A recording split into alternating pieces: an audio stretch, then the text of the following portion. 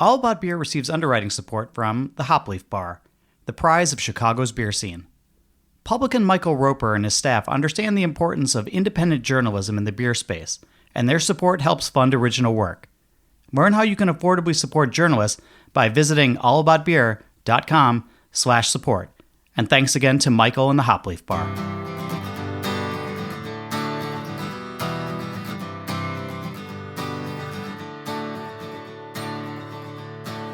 Welcome to Drink Beer, Think Beer, the podcast that gets to the bottom of every pint. I'm John Holl. The Beer Culture Center is one of the important institutions in the U.S. working to preserve and promote so much of what is happening in the drink space and giving it a platform for the curious to see. As it expands its mission, the founder and its current fellow are here for a conversation. First, keep up with everything we have going on by following our social media. We're at All About Beer across the major platforms.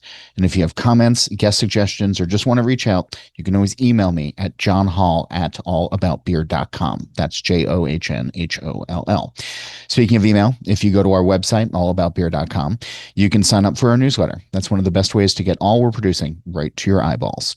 And if you like smoked beer, join our This Week in Rauch Beer community by searching the group on Facebook or following at TW Rauch Beer on Instagram. We're also supported by you. Please go to allaboutbeer.com/support and learn how just a few bucks can have a huge impact in supporting original journalism in the beer space. We can't do what we do without your support. On that note, thanks to this episode's sponsors.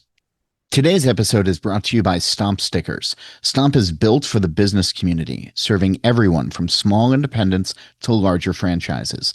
Whether you need low minimums for a limited batch or bulk pricing for your go-to products, they've got you covered.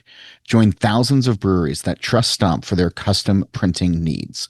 Go to stompstickers.com and try them out and score 15% off of your first order with the code FIRSTRUN. Shed 60-Minute IPA is a fantastically hoppy India Pale Ale that's beautifully balanced thanks to their unique continual hopping method. Delivering a pungent hop flavor that isn't crushingly bitter, 60-Minute is continually hopped throughout the boil for a full 60 minutes. Starting to see where the name comes from? Check out dogfish.com to learn more and to find some 60-Minute near you. Dogfish Head Craft Brewery, Milton, Delaware. Please drink responsibly. Based in Chicago, the Beer Culture Center was founded by Liz Garibay, a longtime museum professional. When she sketched it out in 2013, she wanted it to be a place that would look at history and society through the lens of drinking. The idea came to life and has now presented hundreds of exhibits and events around the country. It's important and necessary work, one everyone in the industry should be supporting and helping with. The center also hosts the annual Beer Culture Summit, a multi-day, multidisciplinary experience that tells the story of beer, its people, its history, and its importance.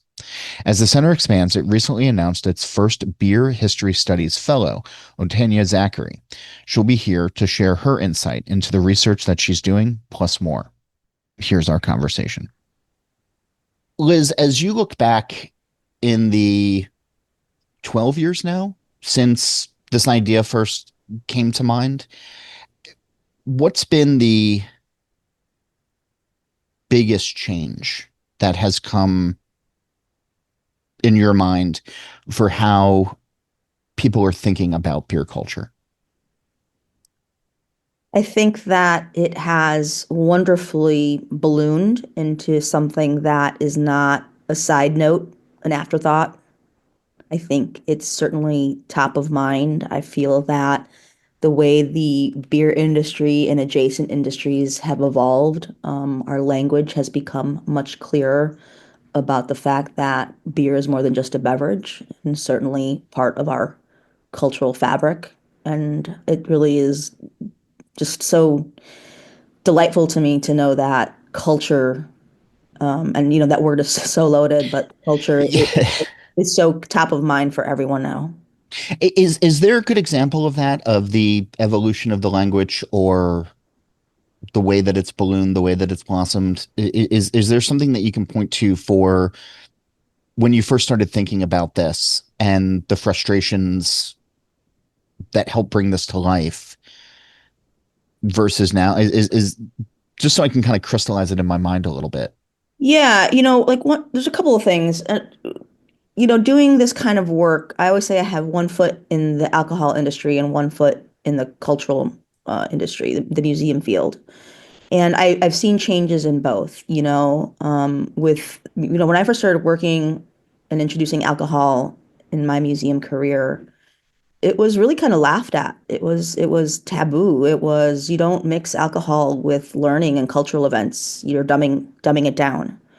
And that was always a big obstacle for me to make academics or museum industry colleagues see the value in the role alcohol has played in society, past and present.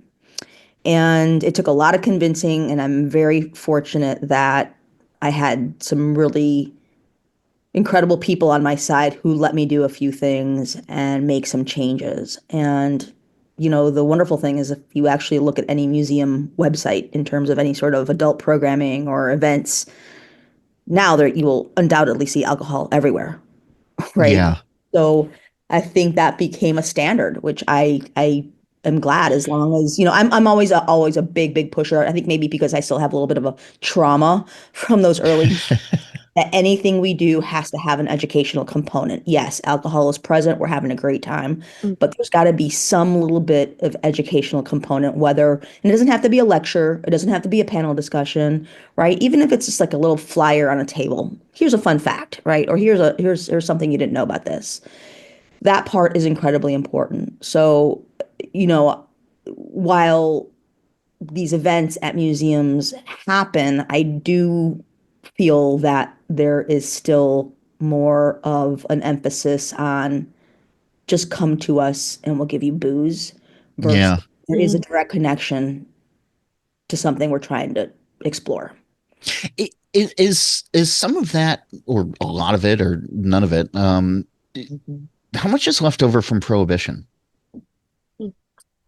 Well, I don't think it's necessarily prohibition. I honestly think it's, museums have long suffered with admissions and really like any other industry, diversity and who's coming through those doors. And my greatest example is when I started working at the Chicago History Museum, you know, my job, I was hired to bring in younger audience, more diverse audiences. And, I said, I have ideas, but you got to trust me on them. And luckily my boss at the time was definitely forward thinking and allowed me to do that. So I don't necessarily think it's about like actually alcohol, but I do think it's about, interestingly enough, culture within academia and within the museum fields. And the other part of that too is I really believe that it's very generational as well,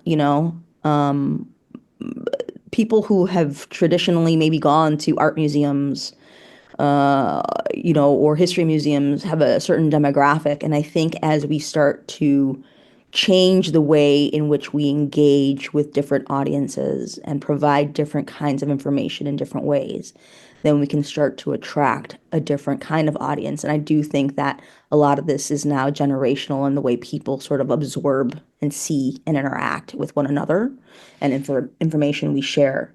So I think that the museum world struggles in many ways, and I think that there is slowly a shift to better understanding um, who that audience is, or at least an attempt to keep trying to learn a little bit more.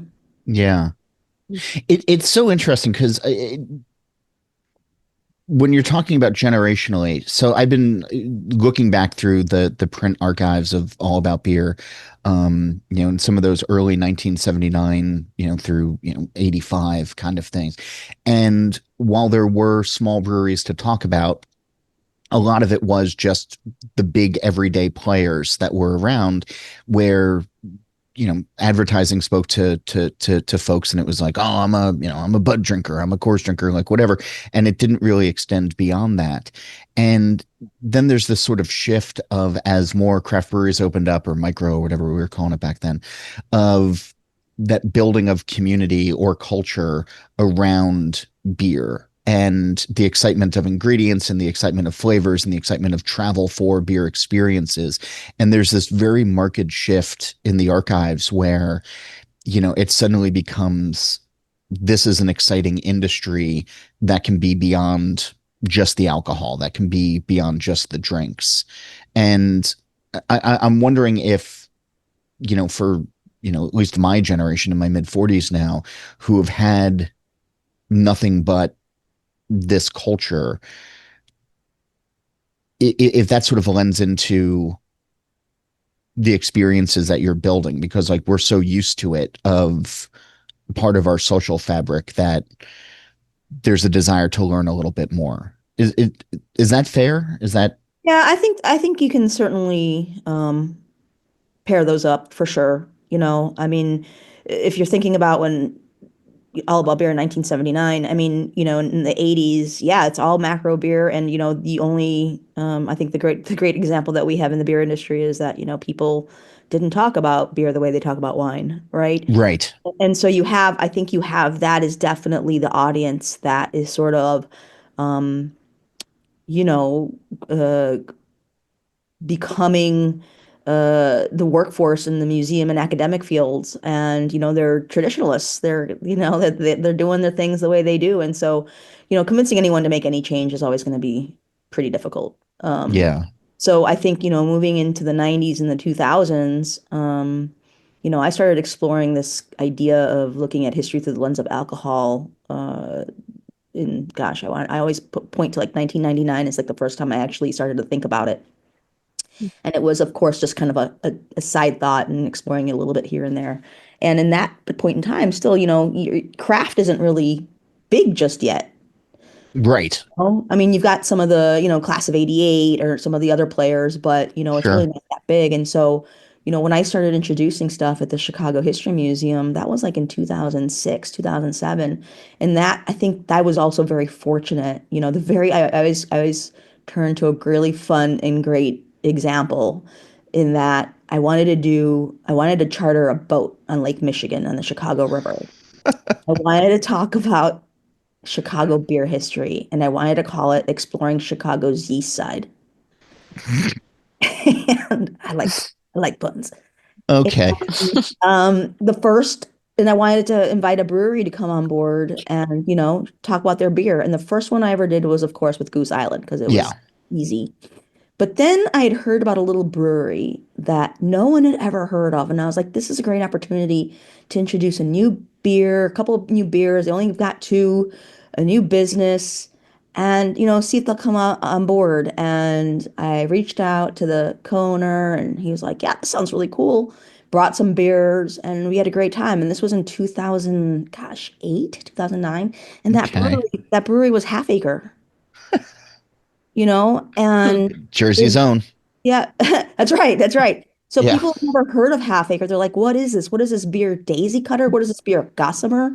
Or maybe it was Oh, Oak. I don't remember which one the early ones were, which actually don't exist anymore except for Daisy Cutter. But like that was a really cool moment to work with a, up and comer here, this little guy, and then see people sort of make the connection to like, oh, there are actual people somewhere making this as opposed to like a giant factory, right? And then the yeah. third thing, obviously, we all know what Half Acre became. Yes. And like I think when even looking back today, like if I go to Half Acre for an event that Gabriel, who is the person I invited to Yes. that game, For those who don't know, it was born and raised in New Jersey. But yes, that's that's my right. That's yes. right. I mean, a Chicago institution now, but for those who have left our great state, Yeah, we still root them on from afar. that's right. That's all I That's was saying. right. Yeah. You should. I appreciate that loyalty. Um, that pride is important. Um, but we like even like today when I go back to and I see him, he invites me to these things and we still talk about it. Like, he's been a incredible supporter of mine and of the Beer Culture Center since I started. He's in our advisory board. Like those that's a prime example for me for many reasons, but truly at the core of it is about connection. connection to individual, connection to uh, audience, and then connection to industry. So, it was just a special moment, but I think that was really key. And so, just to go back to, because I've gone on a tangent, just to go back to your original thought, it really is about like what else is happening around us. So, with the Yeah. museum field, I definitely think that as craft is growing and people suddenly are like, oh my gosh, that actually is a thing, maybe we should embrace it a little bit more. So I think there's definitely some parallels. Taya's been on this call the entire time. And I know you, I'm sorry it's taken us this long to get over to you, but Liz, I want you to set this up first on having the first ever beer history studies fellow and how that evolution ties into, that early boat ride of what it was then, what the organization was then, and what it is now, through this fellowship. Well, I kind of joke and say that had I known, No, no jokes. This is a very serious show. I if want I, no if I, humor. yeah, if I knew I could have studied beer in graduate school, I never would have left my program. Um, um, Fair enough. Yeah. I, I was a museum kid. I started working in museums when I was 15. I kind of never left, went through all high school, college, worked in them. And my background was mostly in archaeology on the academic side. And, my mentors just were pushy and said, you've got to go to graduate school, get your master's. Otherwise, no one's going to take you seriously. You got to get your PhD. No one's going to take you seriously.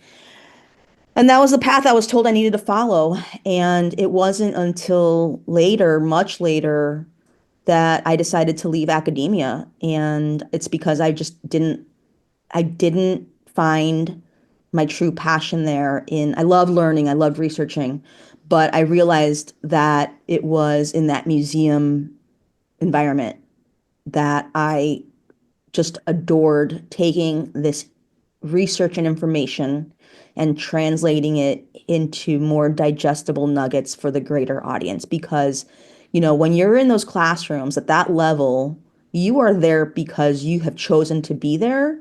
You have the privilege to be there, and you talk about these things in a way with others around you that have already this understanding of the material. Hmm. When you're in a museum and you're a museum visitor, you're there for fun, right? You're Right. there for entertainment, but this stuff is still equally important and connects to you.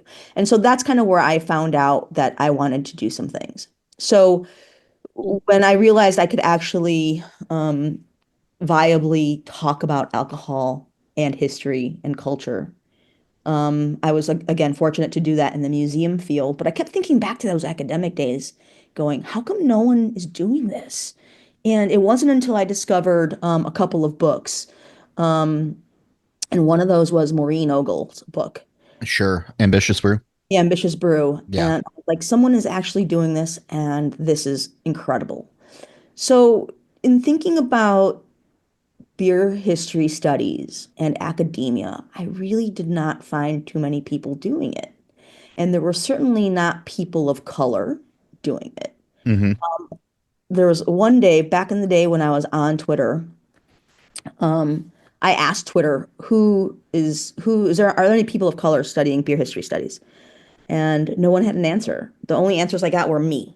And I'm like, well, this is ridiculous. So I always kind of thought about this for a long time. And with the Beer Culture Center, it's always about telling stories, things that sort of matter, and also things that we can go look at in books and research and take them and create into events or programs or whatever it may be, exhibitions. But again, that little like academic bug has never really left me. And so, when I started serving on the board of the Michael James Jackson Foundation, Yeah. which creates scholarships for technical brewing education, and saw the impact of what this could do, I immediately thought, why can't I do this for the academic side of things? And that's kind of how it truly evolved from my own personal experiences as a student to now founding and overseeing this organization. And I was incredibly lucky, again, from all of my years of working in museums, that my network is so supportive in that field. And so when I wanted to create this fellowship, the Newberry Library here in Chicago, which is an incredibly historic and highly respected research institution, I knew they already had a very rich and broad fellowship program. So I approached them and said, here's an idea. You have a bazillion different fellowships in every kind of topic you can possibly imagine. Some of them are super specific. So I asked them if they would consider a beer history studies fellowship, and they said yes, and that's kind of where we started. I like that. So I guess then the question to you, Onteya, is Mhm. why beer? That's a fantastic question. Um, I I think in so much alignment with Liz and like the motto of the Beer Culture Center, beer is more Which than a is beverage. beer is more than a beverage. Um, and I have another BCC that I absolutely adore in my heart in Minnesota, known as Brewing Change Collaborative. Um, and they also have a very similar motto, and their work is all about bringing diversity, equity, and inclusion into the brewing industry. Hmm. And so it was actually encountering Elle Rhodes, the founder of that organization, at a beer fest I absolutely was not supposed to be at. I spent a long time convincing myself to go to this beer fest. I just was not really interested, had never, as like a Black woman, felt like, I mean, I knew about it. I knew about craft beer. I feel like my first introduction was IPA, which is horrible. I feel like I would never do that again or recommend that to people. But I went to this beer fest and was approached by Elle. And she just was like, "You're a Black person, and I'm a Black person, and I'm leading this fantastic charge in Minnesota." And I was like, just profoundly like in awe. Um, and I realized like there was so much more to beer in that one singular interaction that I had ever thought. Like there was the sense of community, there was the sense of so much to be learned. And I think also as a recent graduate student landing in Minnesota, I was in deep desire to find some way to get connected to this landscape and geography. Coming as a from the perspective of a PhD student in geography, I always try to put myself in community. So the turn to beer really for me was like my own personal relation really like changing. And for a while too, I was not thinking about beer in research. I actually didn't think they intersected too much or that there wasn't much space for that in geography.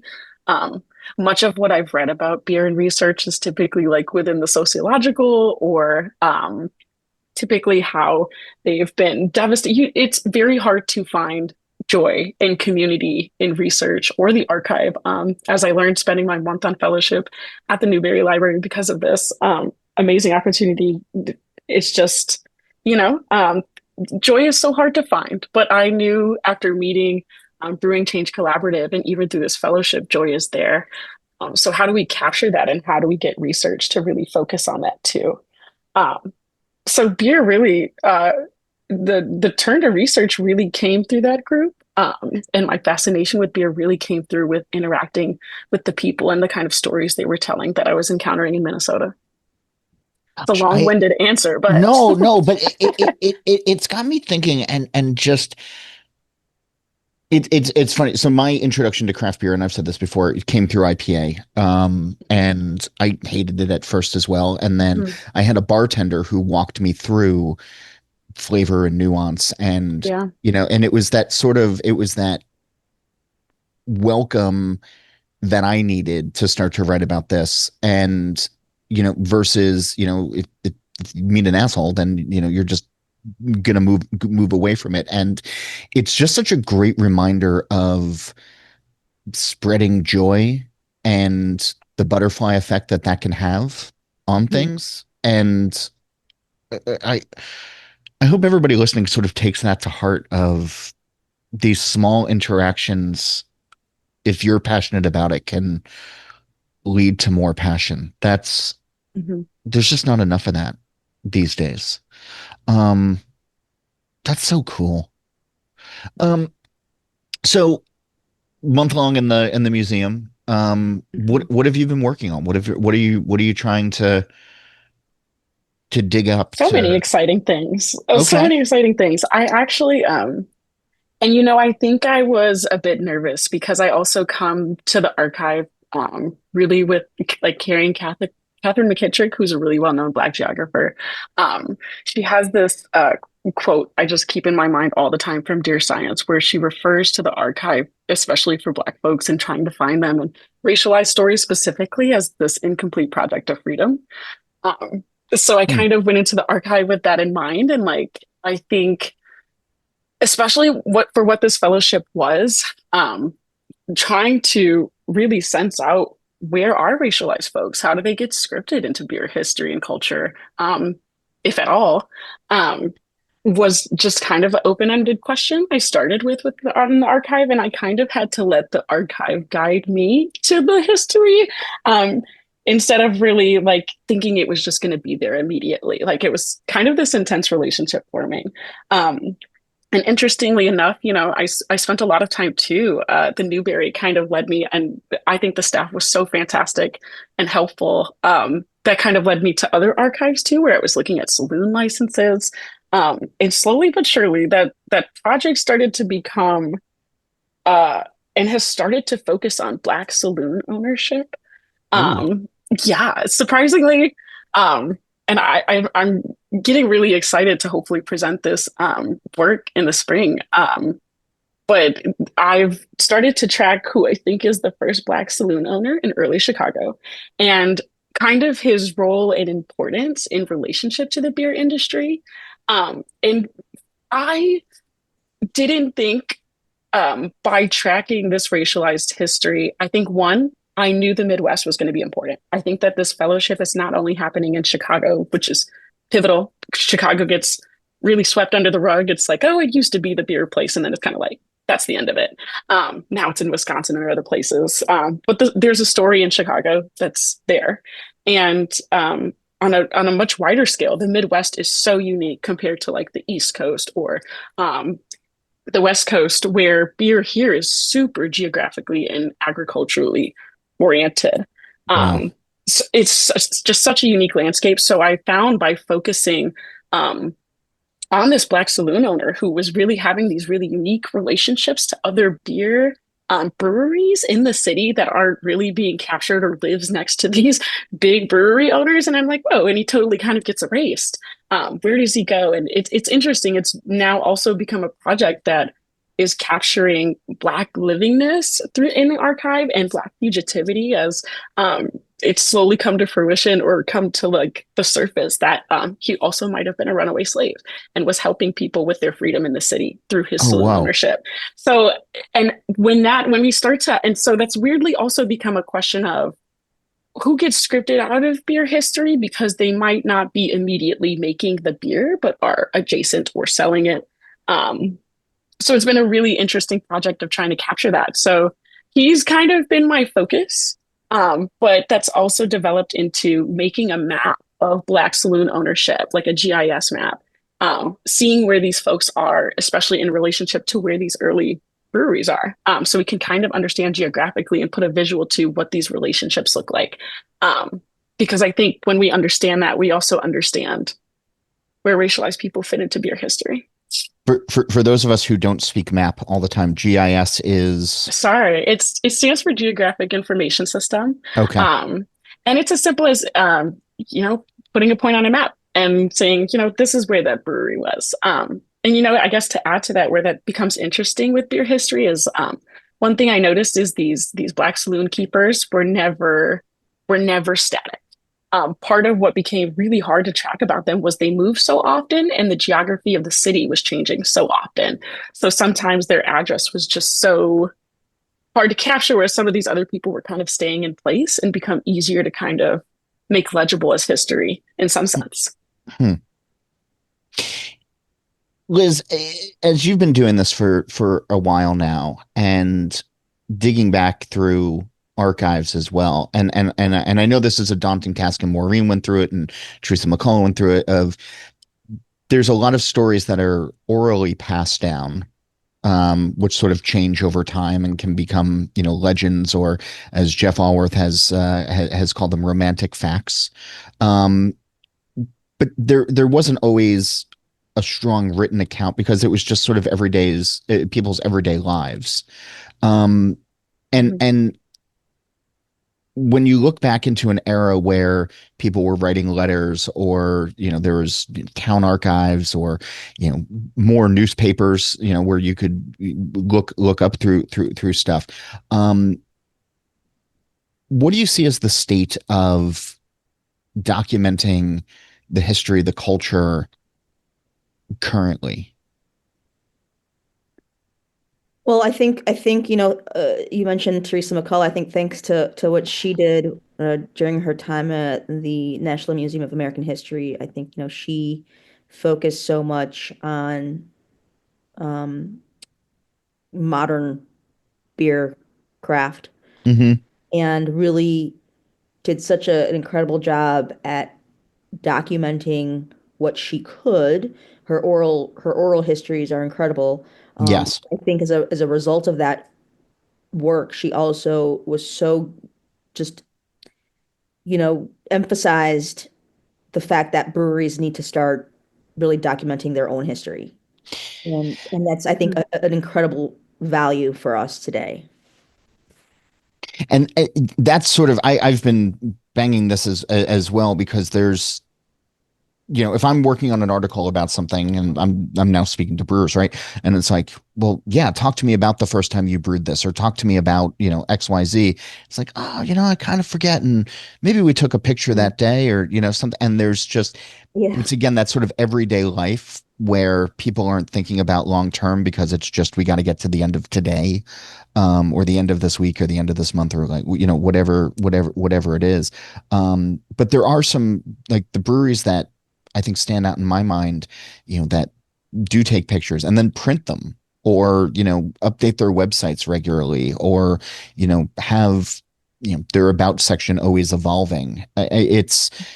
It's doing more than just a public relations service, right? I mean, it is building on those stories of that, where we are. Yeah, and I mean, Yeah. a lot of people think it's like a daunting task, right? It doesn't have to be. It can be. It depends on, how much time you want to put into it. But you can just write something on a piece of paper and throw it into a folder and just, hey, your folder's your archive. You know what I mean? Like it Mhm. Yes. doesn't have to be that. It doesn't have to be that intense. I think there's a lot of weight to this word archive, or archival Well, in everybody thinks of, the end of Raiders. It's, yeah, yeah. It yeah. doesn't have to be that many boxes. Um, it doesn't have to be special paper all the time, whatever. And I will say that, one of the great things about technology, for example, podcasts, Uh-huh. right? You guys are doing a great job of documenting this stuff.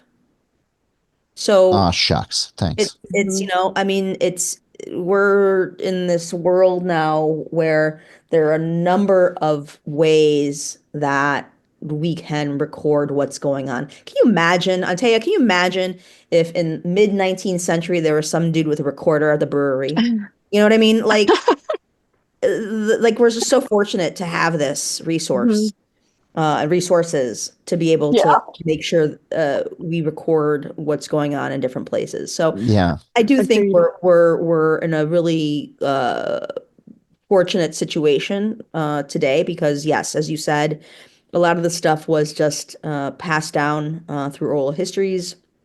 A lot of recipes we encounter, right? There's nothing written down, can't find anything. I mean, and the other part of it is in cities like Chicago, that have big fires. Uh-huh. The Great Chicago Fire Mhm. of 1871 I've heard of it. Yeah. lasted 3 days and burned 75% of the city. So Mhm. a lot was lost to that time. So there are moments in history that also sort of add to this real kind of research issue. But yes, I'm really just so thankful for the work that Teresa did and a lot of this now sort of just modern approach to keeping track of what we do. Yeah. Um, Mhm.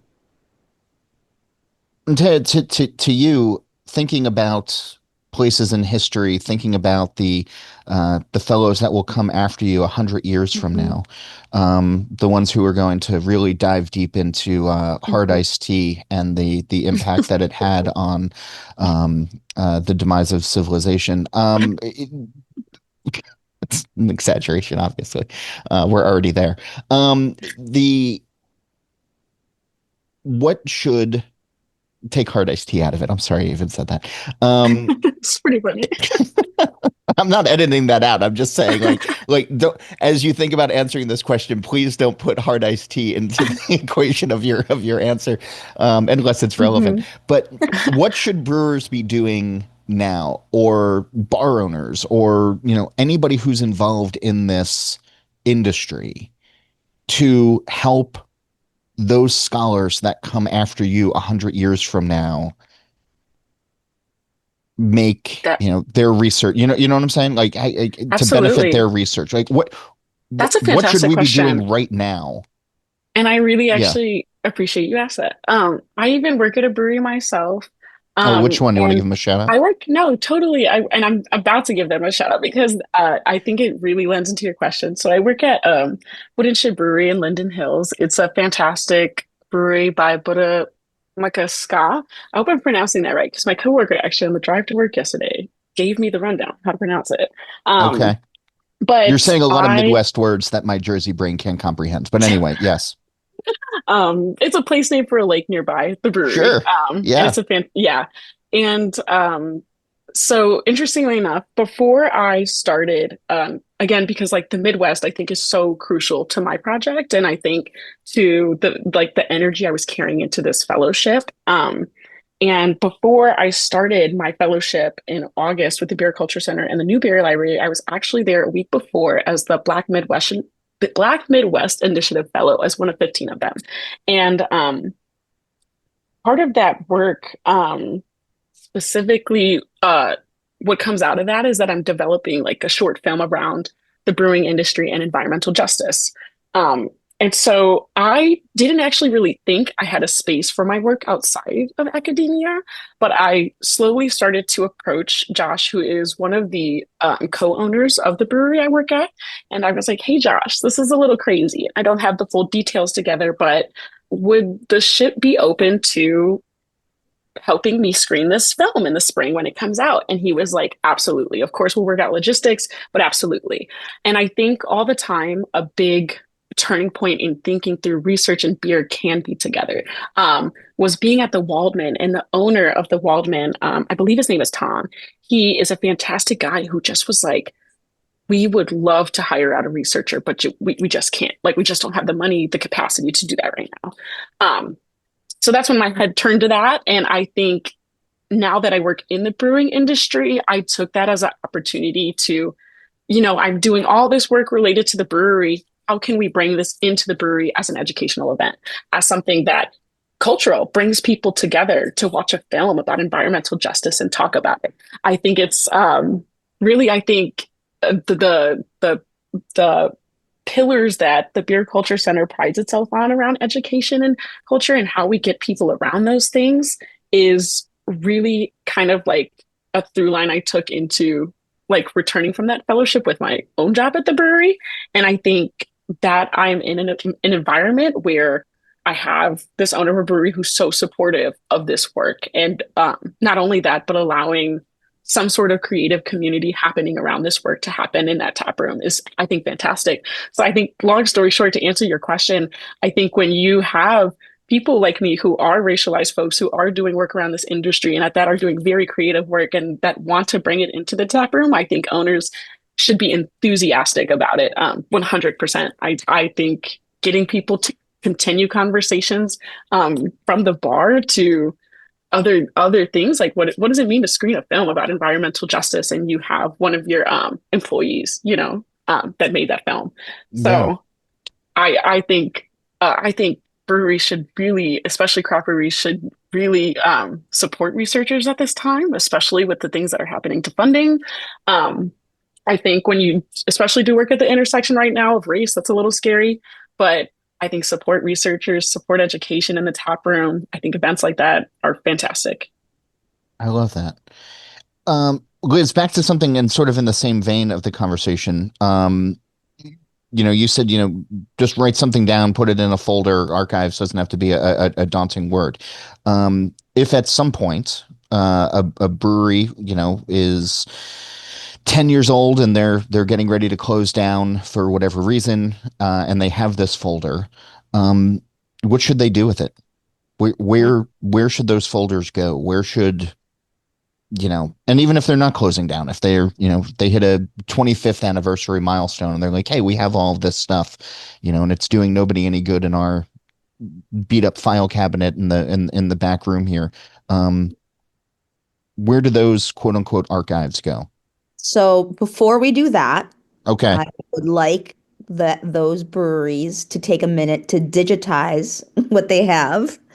You can easily use a app on your phone to take pictures of them and make them into PDFs or JPEGs or whatever, and create a nice digital folder that is easily accessible and which is great for researchers. So that's part one. And then part two, there's several organizations that could relate to the material. Depends on where you are in the world, um, sort of like who you're connected to. There are some local history museums who might want it, some smaller sort of like neighborhood associations Hmm. who would be good keepers of the material. I would say the Beer Culture Center, but I am very committed to not being a collection institution. Okay. And the reason for that is because collections stuff, when you accumulate like that, and for larger institutions, they're very expensive to store, very expensive to maintain, very expensive to restore. And for me, the real work is twofold. One, it's to be able to tell stories through exhibitions and programming. And then two, understanding how much material is actually not on display at other museums. For me, when we would potentially host an exhibition at the future Beer Culture Center, I would want to partner with another museum to be able to take some of that stuff out of the collections and on display. Everything we do at the Beer Culture Center is 110% collaborative, Yeah. never do it alone. So that's an opportunity. I saw that as an opportunity, when we finally have a location that we can share the history and culture of other cities, other countries, and collaborate with local museums and organizations to do so. So there's a number of reasons why I kind of say we're not a collecting institution, but for people who have material, just do a little bit of a poking around the internet and see kind of what organization is near you that makes the most sense for you. Okay. Um, what's on the horizon for the Beer Culture Center? Gosh, there's so many initiatives here and there that we've got going on.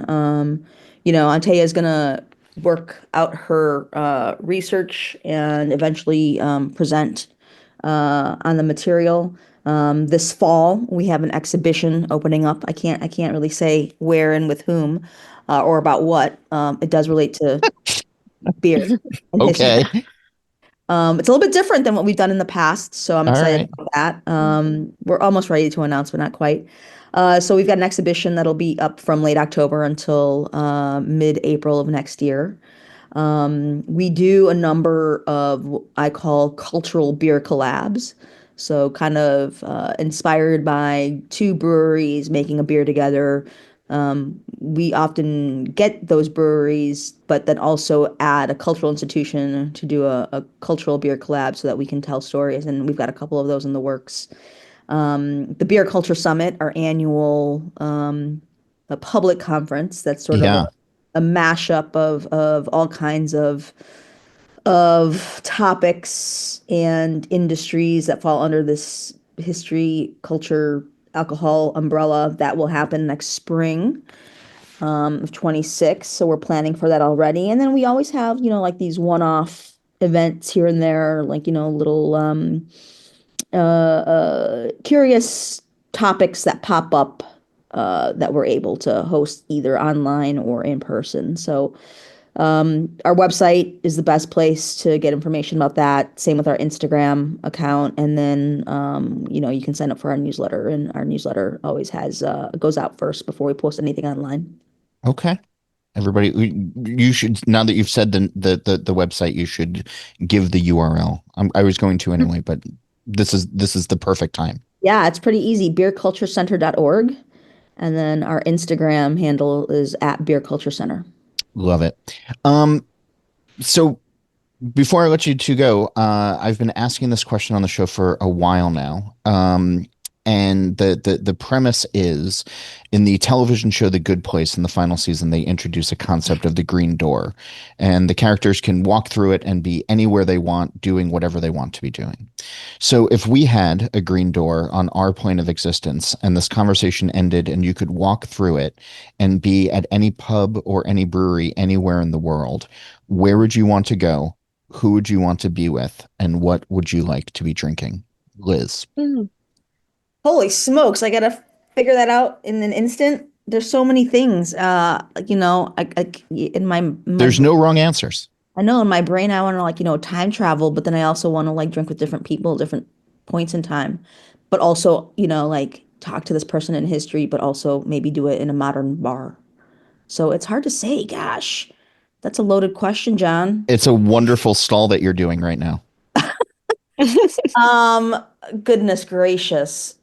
There is a delightful little cocktail wine bar in this little Tuscan town that I love. And if I could be there, drinking with, I'll have a cocktail with Wanda Sykes. Okay. I like that. Mhm. Onteya, what about you? Okay. If I was to walk through the green door, I think I would actually unfortunately be in Minnesota. But I would probably be with all the members of BCC in some sort of cooperatively owned brewery. And I would probably be drinking. Oh, okay. I'd probably be drinking 155 beats per minute. It's my favorite sour of all time. Um, and I'm a little biased. It's from the ship. I don't know Okay. how we get it to that cooperatively owned beer place, and I don't know why we wouldn't be drinking our own beer, but we would be drinking that sour and be with all my great friends. I love that. That's again, there's no wrong answers. That's a lot of fun. I'm excited to see this research when it's ready for public consumption. Absolutely. So, thanks to the two of you for, I mean, obviously doing what you do, but for taking the time and sharing it with everybody this week. Thanks for being on the show. Thank you for having us, Thank John. you. Appreciate it. Make sure you join the This Week in Rauch Beer group on Facebook or follow at TW Rauch Beer on Instagram. As always, you can reach me anytime via email at johnholl@allaboutbeer.com. That's JOHNHOLL at allaboutbeer.com. Go visit allaboutbeer.com, where you can check out new content as well as the archives going all the way back to 1979. And if you go to our support page, you can learn how just a few bucks can help fund original journalism in the beer space. All About Beer's on social media at All About Beer on the various platforms. And before we run, here's a word from this week's sponsors. StompStickers.com is loaded with features to make ordering a breeze. They save all your artwork and order history, so restocking your bestsellers is just a click away. Oh, and did we mention free shipping on every order? Try Stomp Stickers today and snag 15% off of your first order with the code FIRSTRUN. Calling all hopheads. Dogfish Head's 60-minute IPA is a fantastically hoppy India Pale Ale that's beautifully balanced thanks to their unique continual hopping method. Delivering a pungent hop flavor that isn't crushingly bitter, 60 Minute is continually hopped throughout the boil for a full 60 minutes. Starting to see where the name comes from? Check out dogfish.com to learn more and to find some 60 Minute near you. Dogfish Head Craft Brewery, Milton, Delaware. Please drink responsibly. Don't forget, All About Beer has a podcast channel. Search and subscribe on your podcast platform of choice. Steal This Beer has new episodes every Monday, and the BYO Nano podcast comes out on the 15th of every month. As for this show, Nate Schweber does the music, Jeff Quinn designed our logo, and I'm John Holl. New episodes release every Wednesday, and that's when I'll be back again to drink beer and to think beer.